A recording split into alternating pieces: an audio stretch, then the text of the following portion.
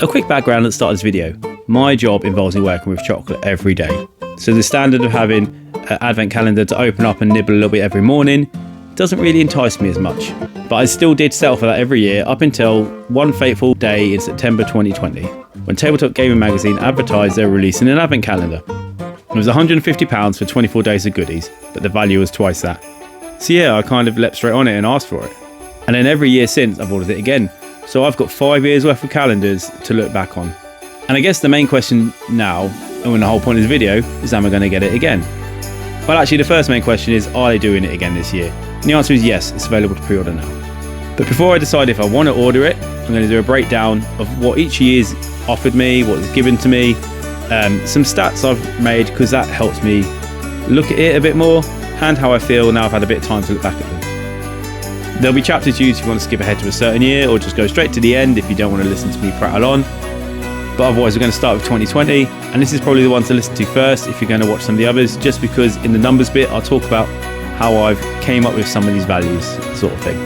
Beginning with 2020 then. So the first year of the calendar was before I'd actually started up on my socials, so sadly all that I've got is original pictures I took available and the items I still got in person. However, at the time, Tabletop Gaming Magazine did actually have some fun videos when they were opening them up, so you might see some of them interspersed among here and there too. Or just a lot of shots of the wonderful Charlie just having stuff thrown at her, because it's quite funny. We'll see what happens. So as said, the original came with 24 gifts, it had a cost price of £150, but it advertised the value being for over £300, so it was twice that. Being the first time, I had no clue what to expect. Was it going to be 24 different board games? That's definitely what I wanted. But day one, to start with, was edible gummies from Honey Badger Games. A tradition to begin these calendars, but I'd never even considered board game food, to be honest. That was a nice surprise, and then I was ready for whatever more they wanted to give me. Then overall, the calendar gave me 8 board games in total, so a third of it was what I actually really wanted. But I'm happy with other stuff. There was an RPG item, there was 5 gifts related to miniatures, and there's a trading card game gift one of the days. So I got plenty of playable things from it. This year actually came with the most amount of non-playable items though in proportion. It had 5 different accessories and 2 vouchers as part of it. As I said, I'm mainly interested in board games, so I've made a deeper insight into these. There was only 8 games. I've kept 7 of them though, so it shows they were at least interesting and not just a load of rubbish. And it's quite interesting to note the only one I actually didn't keep was Everdell. Even though that's probably the best one that came out of the box, it's just because I already owned it in my gaming group, so I didn't really need a second, and someone was looking for a copy.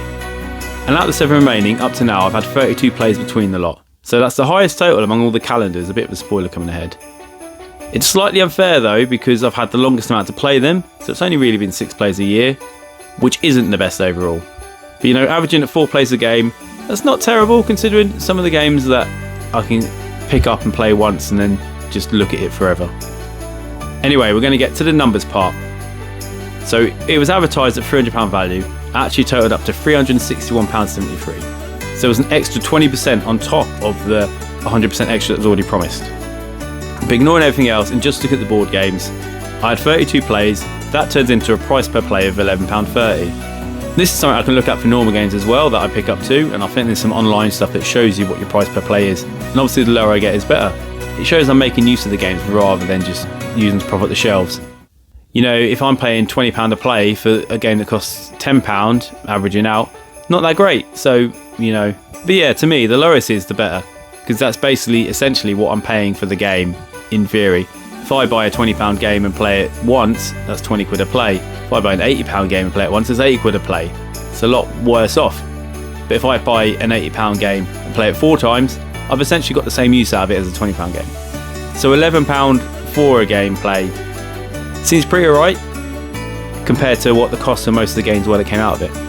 But if I talk about things being better for me, rather than look at the whole calendar, I'm just going to check out those things that have value for me, anything I've chosen to keep, because then I can work out what's come out of it that I actually have use for, rather than the whole thing, because there might be some stuff in there that's just boring or goes in the bin. Not goes in the bin, but you know what I mean. I'm not going to use it.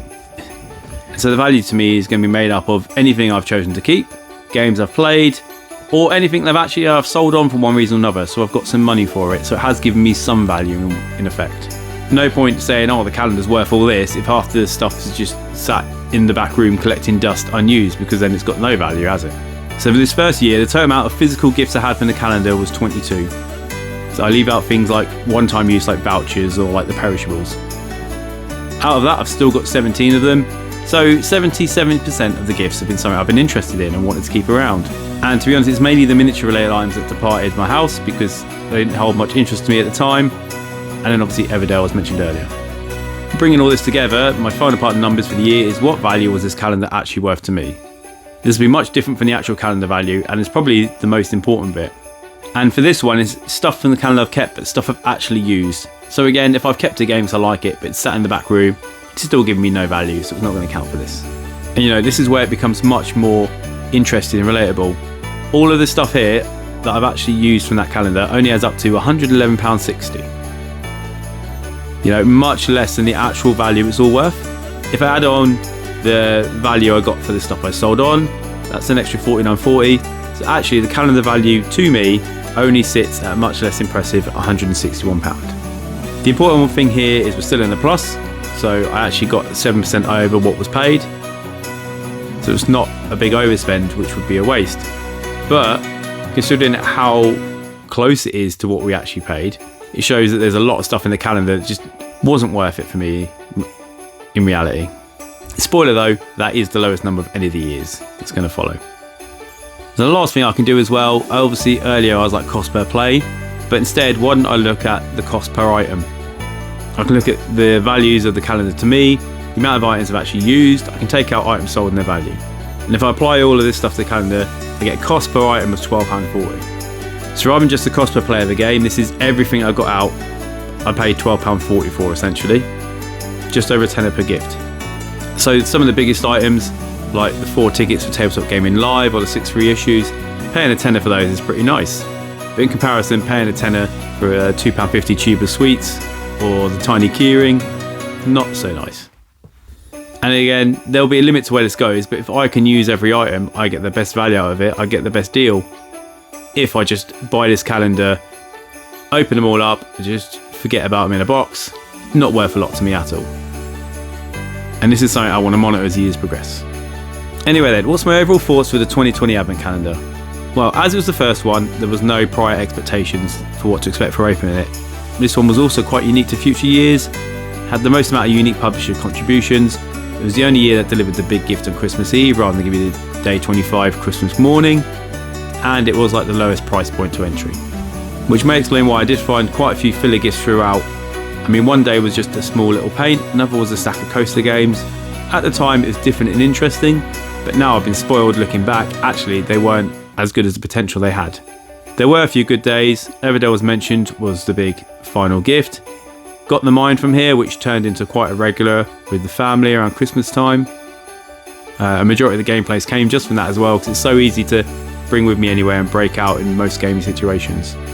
The main thing though was that even though the overall value was £360 for all the gifts, I only used £160 worth of value from it. So that's £200 just wasted to me basically. So that leads me to my final thoughts for the 2020 calendar.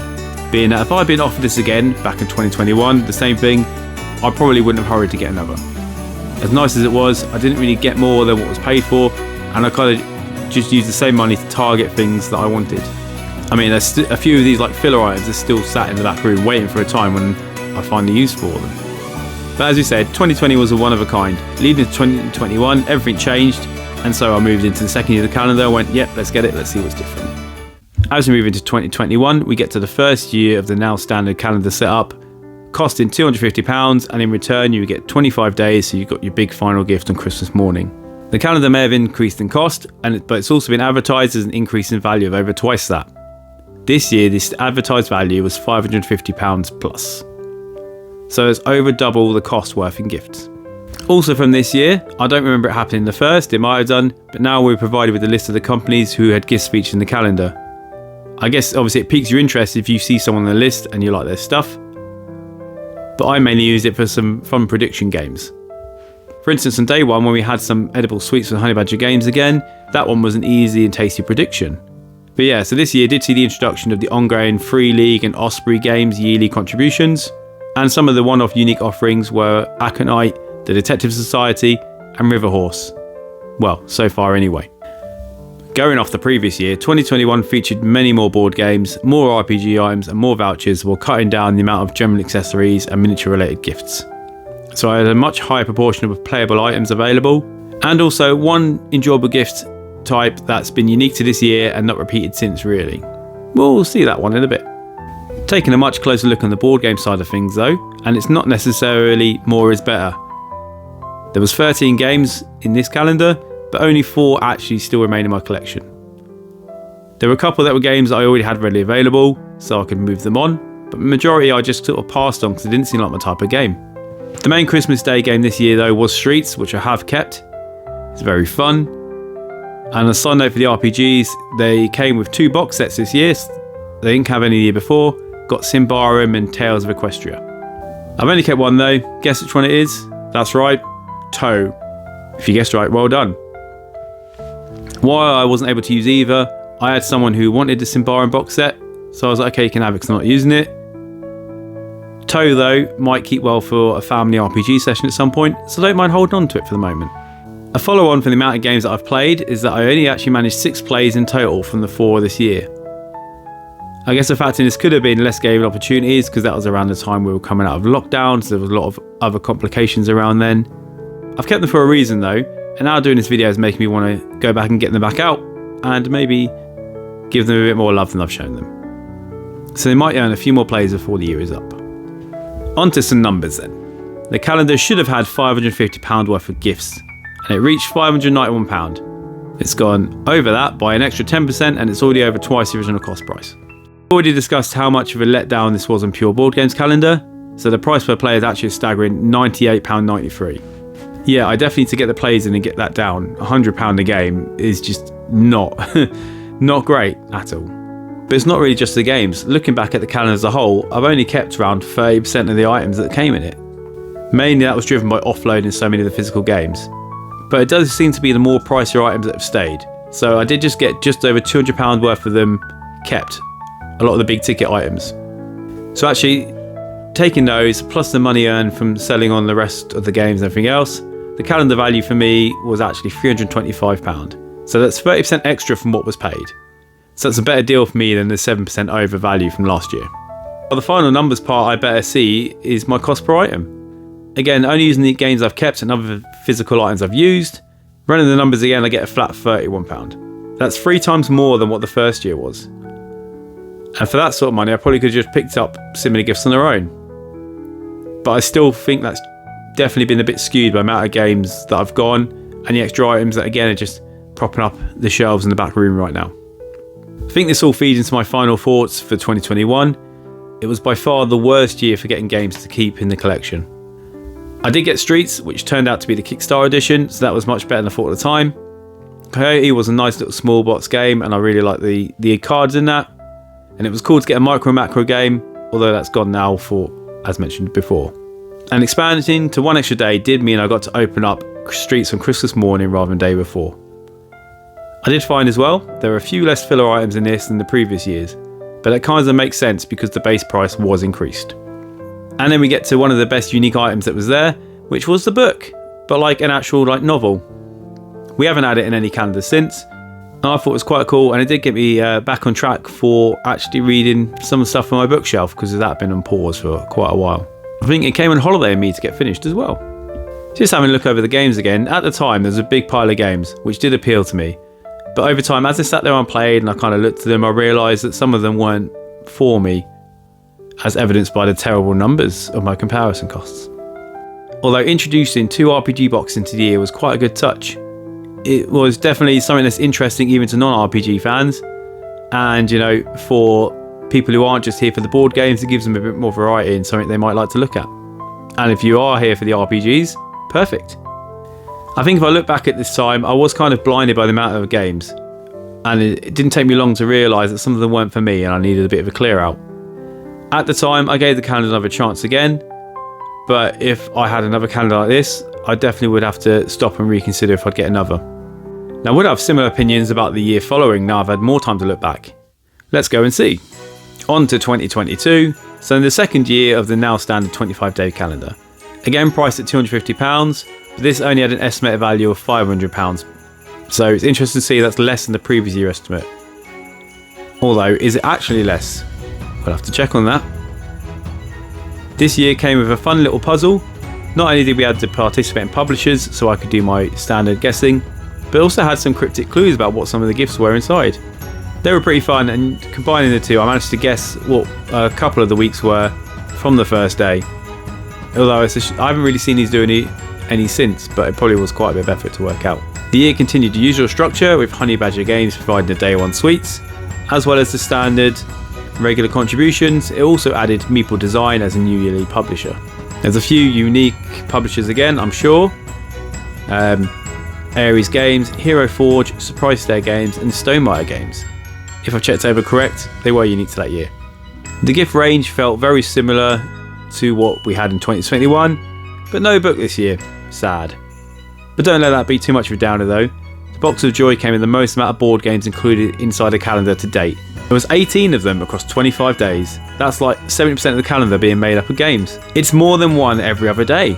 Although at least one day had multiple games, so maybe they sneaked in a couple more into the numbers. Unlike the year before though, more is better. Only 3 of the 18 so far have been cut from the collection. So technically across this year and the year before, that's a year's worth of calendars. The ones that went were a couple of the smaller ones that I didn't think I'd get around to, which means though all the big ones were kept for once. Whoop whoop! There wasn't a big box game on the big day, but instead it fell for a very nice RPG box, which again was a really good gift to open up on Christmas Day. We'll have more on that later.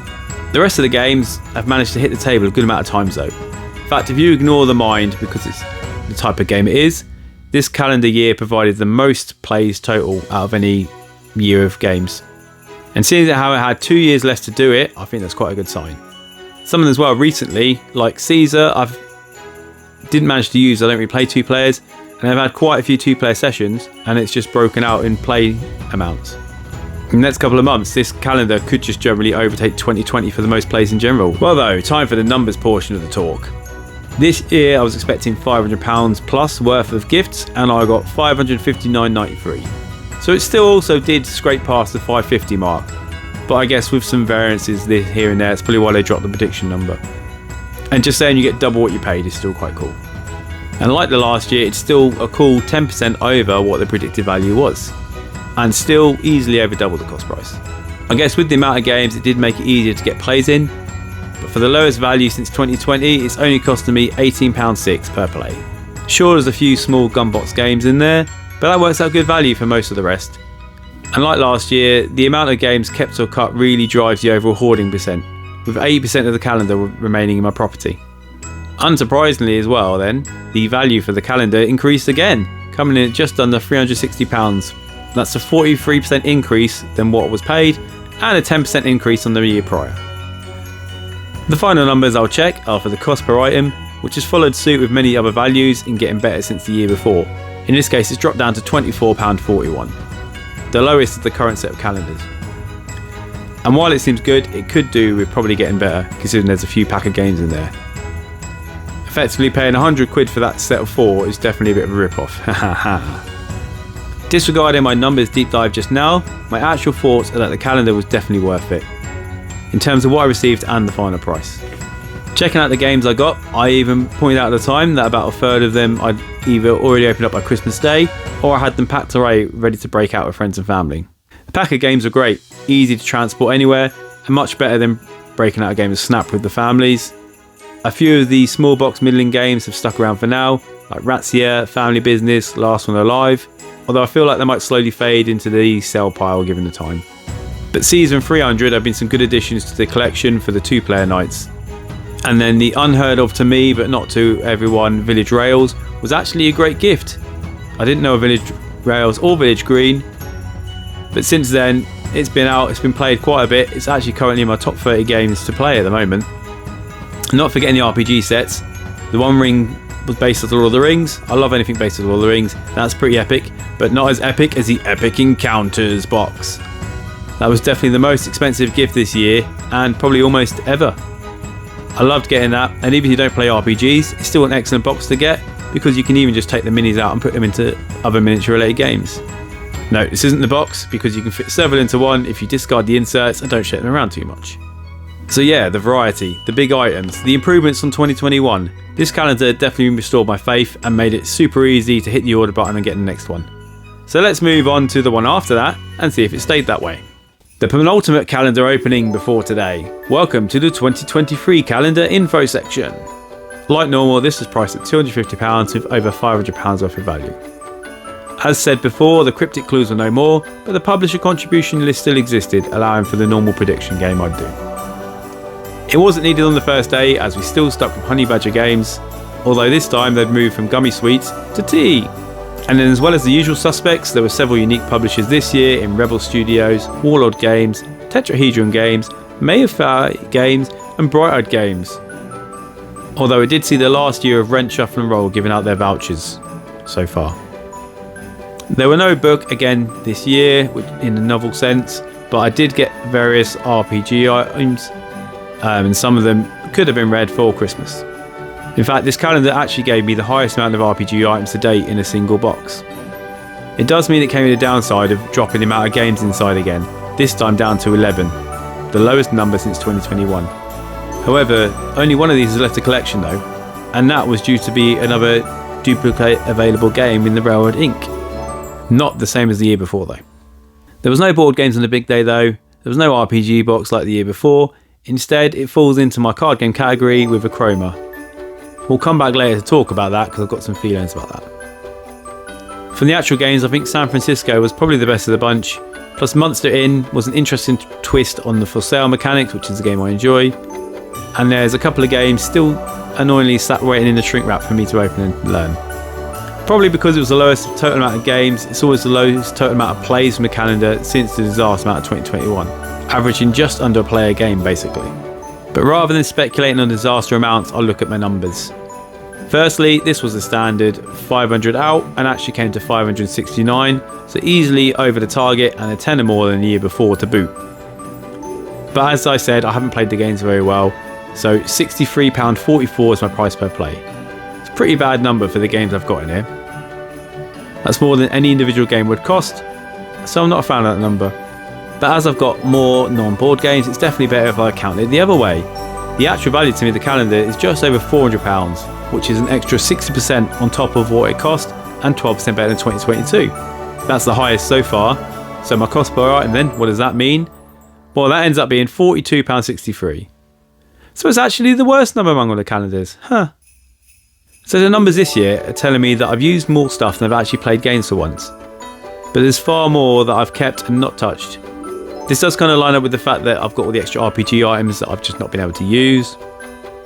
2 box sets was standard and pretty cool, like the Animal Adventures and the Blade Runner. They both sound interesting and probably could have been the top #1 gift. The Animal Minis from Animal Adventure are something I'm here for as well. But anyway, yeah, I've not done any RPG stuff, so they're just waiting for me, along with the one-shots and the settings that I also got. But I do think these reviews are helping me have a look around back at all the stuff I've received, so I might actually get a chance to get the incentive to break them out. Or maybe just reminded that they'll move them on if they're just going to collect some dust. But I do have to say, I wasn't as impressed with the Christmas Day as I had been in the past. The Acroma set, it's a good gift, it's nice, it's first edition as well. The artwork's really nice, it's pretty cool. It also links up with the set from the previous year, but it's just a small box. For me, that's not what I wanted to open on Christmas Day. Personally, as I said, I probably preferred one of the RPG box sets. I don't think any of the board games were Christmas Day big event worthy. Some of the most pricey gifts were either the Tabletop Gaming subs or the Flesh and Blood card decks and playmats. Both of those are actually a bit of a shame for me for different reasons though. So the subs, previously in years, the calendar gets brought for me, and so obviously whoever buys the calendar gets the subs, and I'd ask and I get them transferred over. But this year I do remember the saying, they'd written it down somewhere, that they're non-transferable. So I can't remember if I asked, I don't think I did, I think I just ended up getting 2 copies of the magazine for the first couple of months of the year, just giving away the second. And it's a shame for the Flesh and Blood stuff, because that's not my thing now. So actually I did find someone into the Flesh and Blood, so they've got them now.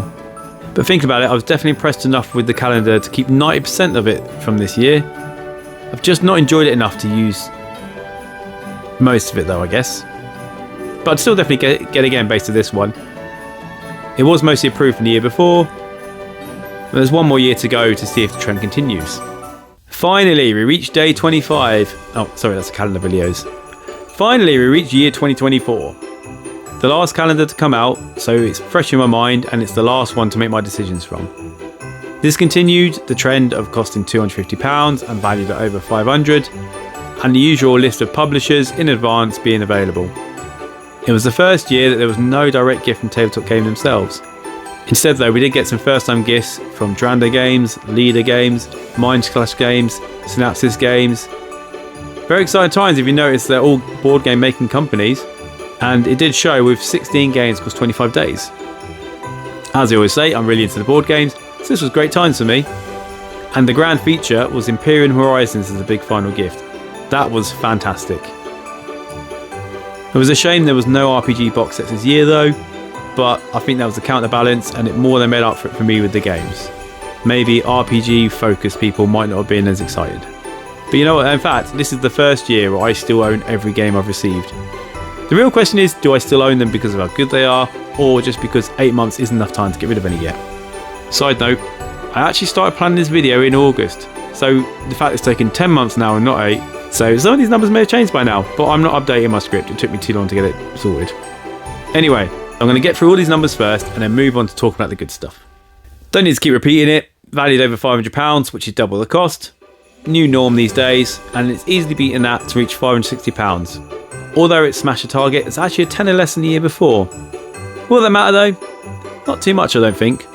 I've actually averaged 1 play per game from everything, and there's still a few of the nice ones, like sat on the shelf I've not managed to get out yet and play. So I've got a price per play of £35 and 4. Not too bad considering some of the games I've received are like Ahoy and Imperium. Definitely some of the best I've had so far though. Combined with the fact that I've kept all the games, along with them being the majority of the value, explains why the total value for me for this calendar is £455.70. So that is now the highest ever for a calendar, 8% over the initial cost, and almost reaching the £500 estimate just for the stuff I've kept. And a 15% increase over 2023. If I've almost reached the estimate after taking out surplus gifts, that should mean the price per item is also going to be really good. Well, no actually, it's at $39.88, which would be a fair price for some of the items, but it's actually the second highest overall. And I think the main reason being, I've got all these good games that I want to play and I just haven't got around to yet. I should get into that because it's not like I've got no interest in playing them. Like the smaller sausage ones all came out at Christmas, Aquilin and Port Arthur came to 2-player night, Drives to the Wind and Pyramido are both games I hadn't heard of before the calendar, got them and actually spent several weeks in the game night bag. It's just some of the larger or slightly more heavy looking ones haven't had the chance to do it. Because I obviously need to open it up, learn them. I am really excited for Ahoy, Imperium, Astra to get to the table. It's just I need the time to commit before playing. There's nothing worse than breaking out a brand new game at the night and having to open it up and punch it out and learn it all at the table. But don't worry, I will, and these numbers are going to improve. That's definitely a fact. Dreadful Circus is the next one up from the pile of shame, and all the others are sat on top of it. Also though, I was a bit less excited about the RPGs and accessories in this calendar, but I understand not getting a box set with the quality of the games. There was an interesting sourcebook though, but it's currently sat in gift limbo. Because it's, as a sourcebook, I'm unsure whether I'm going to pick up the base books to be able to use it, or just move on to someone who's already got the base stuff and looking to expand. That's a decision for another time. But there was something neat and interesting this year that arrived on day 19. When I opened it up, I got the nut from the pack of games, and I got some Attack on Titan booster packs. However, when I caught up on the official openings later, they had 2 games. They got Nut and Jim. I had Jim the year before. They did actually say that they checked on previous calendaries. You know, not their exact quote. But if you brought it before, they made sure we can get a duplicate. I did like that. Now moving on. Based off everything, I would say this was easily the best year of the 5 for me. The big titles that came with it are exciting for when I do get around to playing them. The lesser games as well may have been unknown, but they've actually been quite fun, not just one and done. The one major downside with this year though, the wrapping paper was pretty boring compared to the other years.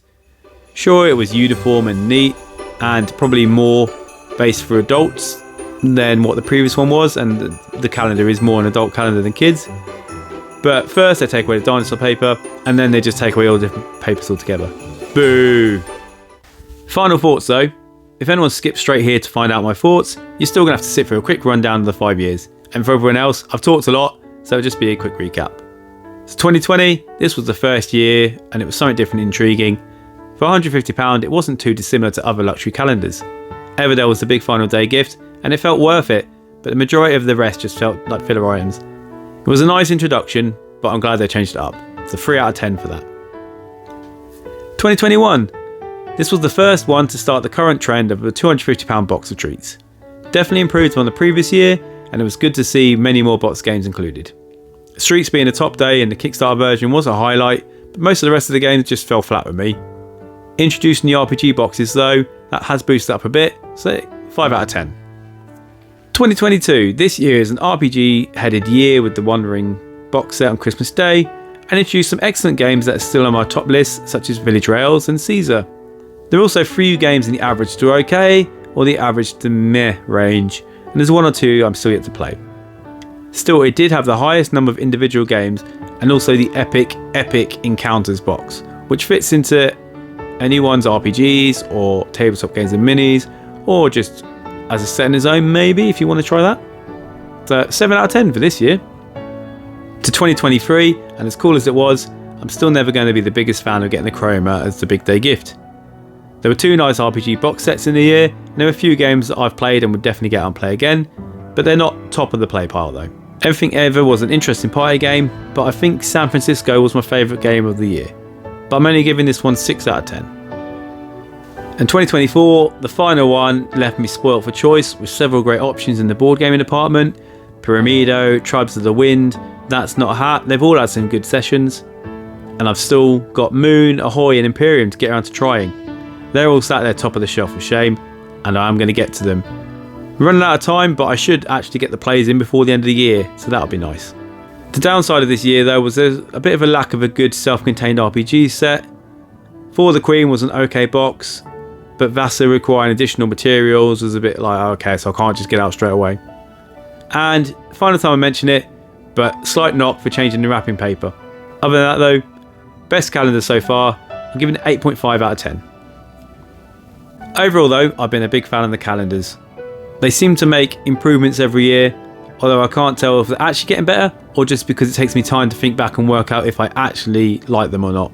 But that's why I've broken out the numbers section, which helps me physically look at a comparison between them all. And that lets me know that yes, the calendars have been steadily increasing and improving each year for me. While I could just go out and buy a few of the big boxes, they've actually been fairly good in boosting up my collection with some variety.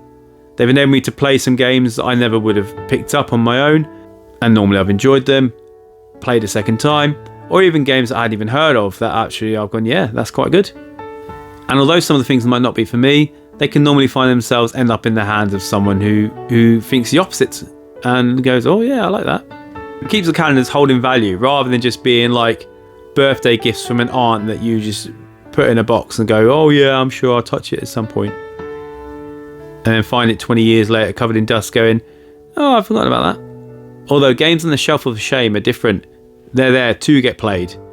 They haven't been opened yet, but they're not planning to collect dust. They're just, I need to get around to them. The fact that the guys sending out the calendars were looking at the history to avoid doubling up was really good.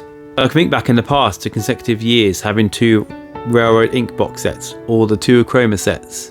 And you know, back then perhaps it was just decided behind the scenes, oh, if they've had it before, make sure they get a different one. You know, and there are actually as well some different variety that goes out. Back in the year when I got a PR18 from Alley Cat Games, you had options. So some other calendar buyees, they got Tinder blocks. And I remember this because actually Tinder blocks were something on my list that I wanted at the time and didn't get it. So I was a bit like, But in all fairness, I can probably just go out and get that for myself if I wanted to, and instead I've got to try PR18, which I probably wouldn't have picked up on my own. So yeah, these calendars, they're fairly costly and probably not for everyone. But if you like board games, it feels like it's quite worth it if you don't go back to 2021. If you've got an interest in RPGs, there's definitely bits in there for you. Box sets, accessories, books. And you know what? If you just fancy a box of random gifts that are tabletop related, go for it. You might find something you enjoy that you hadn't thought you would. You'll get just some random games. You know, if you're getting double what you spend every year regardless, it's essentially just £10 a day for a gift a day. So, you know, and for 25 gifts, that's probably a lot better value than some of the stuff I might go out if I'm just buying tat for people. Plus 25 days of joy of unwrapping things, 25 surprises. And there's always the option too, just purchase the one box and save the entire thing for Christmas Day. 25 gifts on Christmas morning. Yeah, if you get a few stinkers, it doesn't matter, because like the amount you're going to get, there's definitely going to be some gems in there. So you know what? It's probably obvious by now, but I'm definitely sold, and I've been dropping out hints that I would indeed like it again. And in fact, as we're recording this, I've actually gone out and purchased it for myself. Much simpler that way. Whoopee! So I guess then I'll see you in just over a month when I get this year's box. And then you get a whole 25 days of me opening it up and exclaiming with joy at what I've received. So hopefully I'll see you then. Take care. Bye now. Merry Christmas.